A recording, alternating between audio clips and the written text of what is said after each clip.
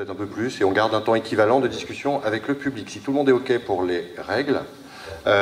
Fabrice, tu nous entends? Oui. Oui, très bien, ouais. Oui, donc je suis Fabrice Desjours, le fondateur de La Forêt Gourmande. Alors, c'est une association, c'est aussi un jardin expérimental. Vous voyez, je pense l'image du pré de départ. On est sur un peu plus de 2,5 hectares. Et donc, c'était un prototype de forêt comestible, de forêt à manger, de forêt alimentaire. Et 14 ans plus tard, vous voyez normalement. Bon, oui, bien des images. Ouais.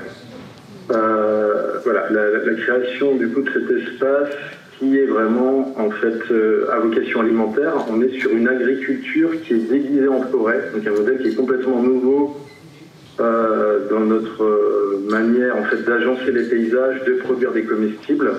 Et d'ailleurs, le fait de sortir des productions alimentaires de ces endroits-là, c'est tellement différent de ce qu'on connaît, puisque l'agriculture actuellement est basée sur l'utilisation surtout de plantes annuelles, avec beaucoup de temps, d'énergie. On va recommencer chaque année la même chose. Là, on est sur une proposition complètement nouvelle, puisque les plantes qui vont nous nourrir sont des plantes en grande partie vivaces et ligneuses, donc des arbres, des arbustes, des lianes. Et donc le fait de sortir cette production-là, on appelle ça des forestibles. C'est aussi une nouvelle manière de consommer, et une fois que ces espaces sont conçus, en fait on se promène et on fait des récoltes. Donc vous voyez différentes ambiances, différents secteurs dans la forêt gourmande, et on teste, c'est un espace expérimental, un espace test, on est sur un peu plus de 1000 espèces alimentaires différentes. Donc avec sans aucun travail de sol, sans fertilisation et sans arrosage non plus. On s'inspire en fait du modèle de la forêt, mais on va vraiment la piloter, la domestiquer pour qu'elle soit la plus alimentaire possible pour nous. Et on va adopter ces profils, comme vous le voyez, je pense, sur le plan de coupe, des profils qui sont irréguliers dans la structure. Donc on peut avoir des espaces qui sont complémentaires des espaces de jardin-forêt, des espaces d'agro-forêt, qui sont encore d'autres types de secteurs, des mares alimentaires, aussi des clairières potagères qui vont être en renfort en fait dans le système. Et donc une possibilité en fait de sortir différentes productions qui sont des fruits, des graines, des noix, des feuillages, des tubercules, des fleurs alimentaires, des produits de la ruche. Alors, il y a en fait toutes les ressources que l'on connaît déjà qu'on peut produire, et un grand renfort d'espèces nouvelles, puisque actuellement notre assiette est constituée de 40 à 60 espèces alimentaires tout au plus, dont une partie importée. Et là, on parle en fait de plusieurs milliers, jusqu'à 7000 espèces alimentaires en climat tempéré. Donc évidemment, si on installe une forêt comestible à la pointe bretonne, ou si on met en climat de plaine en France, ou en maquis, garrigue ou altitude, la gamme végétale va varier, mais c'est pour vous dire en fait la diversité en fait du vivant qui est extraordinaire, qui est quand même globalement très méconnue, et qui nous permettrait en fait de produire à manger en y passant peu de temps et en régénérant les espaces, puisqu'on est vraiment sur un modèle, sur une imitation du fonctionnement de la forêt, de la sylvigénèse elle-même. Voilà, il y a des productions que vous devez reconnaître, il y a des choses plus atypiques et qui sont de la production de grenades en Bourgogne, des noix de pécan, des feijoas, des torreillas, qui sont des conifères qui font une ressource oléagineuse. Donc voilà, il y a un complément d'espèces que vous allez reconnaître avec les châtaignes, par exemple les cactus, ou les figues, ou des agnostiques. Donc voilà, ça c'est d'autres présentations de ces plantes.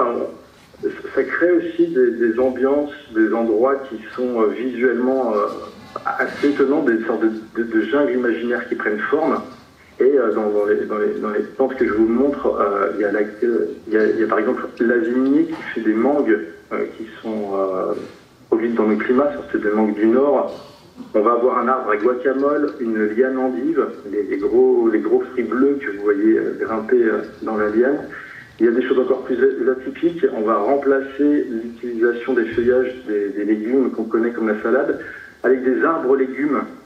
Donc la photo en haut à gauche présente un arbre dont le feuillage a un goût assez étonnant entre entre l'oignon, la cacahuète et la noix. On en fait des pestos.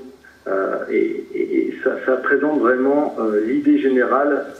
Si on raisonne, en fait, le temps nécessaire pour produire une salade de la graine jusqu'à la récolte, pour une production en fait, qui va être vite mangée, il va falloir recommencer la même chose l'année d'après. Là, on édifie vraiment un paysage qui va être comestible et vraiment où les calories alimentaires et les nutriments ne vont pas provenir de paysages qui sont vides, qui sont en 2 dimensions, mais bien des paysages qui sont en 3D, en 3 dimensions. Et bien ça, c'est justement cette proposition de travailler, d'avoir les ingrédients qui proviennent de tous les étages et donc d'avoir en plus des rendements qui sont additionnels. Là, ce sont les cuisines, une présentation de cuisine des Forestibles. Alors là, peut-être juste, je n'aurai pas le temps de vous le montrer, mais c'est surtout la tarte qui est la plus intéressante, qui est en haut, la photo d'en haut, puisque le fond de tarte n'est pas du tout à partir de farine de céréales, il est fait à partir de farine de fruits d'arbres.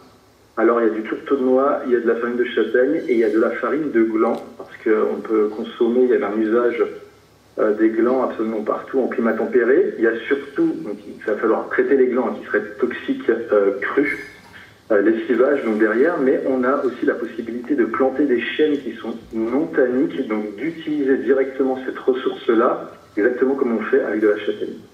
Et donc imaginez un peu, hein, c'est juste pour vous apporter des idées, si on continue à consommer des pizzas, des fonds de tarte, de la poissonnerie, des pains, etc., mais qu'une partie de cette farine, elle provient d'agroforêts, d'arbres à coque, d'arbres à noix, ça veut dire qu'on va pouvoir complètement métamorphoser une partie de nos paysages agricoles et d'assurer des biofonctions qui sont permises par ces formes arborescentes, par ces forêts, qui sont, vous le savez, c'est la régulation du climat, l'effet climatiseur, le retour de la biodiversité, la protection des sols, la lutte contre l'érosion.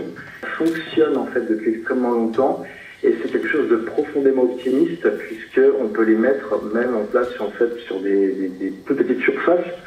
On appelle ça, ces forêts comestibles, c'est vraiment sur le principe de la reforestation nourricière. Donc on va planter ces paysages nouveaux en première intention pour se nourrir.